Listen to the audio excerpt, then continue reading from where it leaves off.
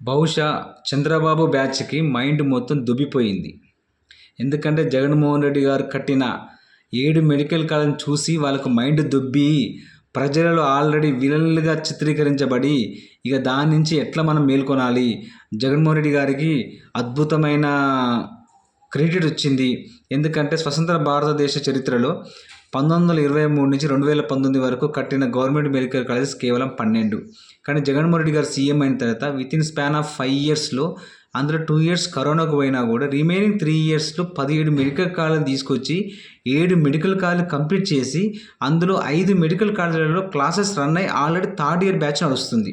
Remaining Pulivendula Paderu అడ్మిషన్స్కి రెడీగా ఉన్నా కూడా చంద్రబాబు నాయుడు ఆ వచ్చిన సీట్లను వెనక్కి పంపించేసి ప్రైవేట్కి పీపీపీకి దారాదత్తం చేస్తూ కేవలం ప్రైవేటు గుత్తాధిపత్యానికి ఈ మెడికల్ కాలేజీని కట్టబెట్టి దాని నుంచి డబ్బులు పొందాలన్న ఒక దురాశతోటే ఈ యొక్క పీపీపీ అనే ఒక ప్రోగ్రాం చేపట్టింది అనమాట. ప్రజలకి, పేద ప్రజలకి, మధ్యతరగతి, దిగువ మధ్యతరగతి ప్రజలకి జగన్మోహన్ రెడ్డి గారు అద్భుతమైన వైద్య సంస్కరణలు తీసుకొచ్చి పేదవాడికి వైద్య విద్యను అందుబాటులో తీసుకొచ్చి కొన్ని వేల వైద్య విద్యార్థులను తయారు చేసే సంకల్పంతో ఆంధ్ర రాష్ట్ర సమాజానికి అద్భుతమైన మెడికల్ కాలేజీని తీసుకొస్తే ఈ చేతగాని దద్దమ్మ ముఖ్యమంత్రి తన 14 ఏళ్ళ ముఖ్యమంత్రిగా ఉన్నప్పుడు ఒక్క గవర్నమెంట్ మెడికల్ కాలేజ్ చేత కాలేదు. కానీ కట్టిన జగన్మోహన్ రెడ్డి మీద విషం చిమ్ముతున్నాడు. మరి ఇలాంటి వాడిని నాయకుడు అంటారా లేకుంటే ఇంకేమంటారో ఒకసారి ప్రజలే ఆలోచించుకోవాలి. ఏమాత్రం బుద్ధి జ్ఞానం లేకుండా ఇంకా కాంక్లేవ్లో వీళ్ళు ఒక్క మెడికల్ కాలేజ్ అయినా కట్టారని మాట్లాడుతున్నాడు. ఒక్కసారి చంద్రబాబు నాయుడు తీసుకుపోయి ప్రతి మెడికల్ కాలేజ్ కాడ ఎక్కడెక్కడైతే బిల్డింగ్స్ కంప్లీట్ అయ్యి క్లాసెస్ స్టార్ట్ అయిన మెడికల్ కాలేజ్ కాడ తీసుకుపోయి అక్కడ అందరి ముందట కనుక క్వశ్చన్ చేస్తే అప్పుడు అతని ముఖం ఎక్కడ పెట్టుకుంటాడు? అది చేత కాదు.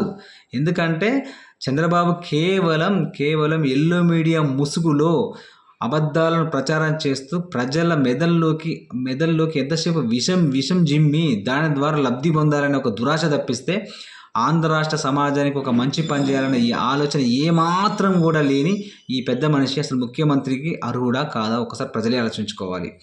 75 ఏళ్ళు వచ్చినాయి కానీ ఇంకా కూడా జీవిత చరమాంకంలో కూడా శేష జీవితంలో కూడా ఇంకా మారకుండా గత 40 సంవత్సరాలుగా అబద్ధాలనే పునాదుల మీదనే రాజకీయం చేస్తూ పబ్బం గడుపుకుంటూ ఎల్లో మీడియా ముసుగులో రాజకీయం చేస్తూ పొత్తులతో రాజకీయాన్ని అనుభవిస్తూ పదవిని అనుభవిస్తున్న ఇలాంటి రాజకీయ నాయకుడు బహుశా భారతదేశ రాజకీయ చరిత్రలో ఎవరూ లేరు.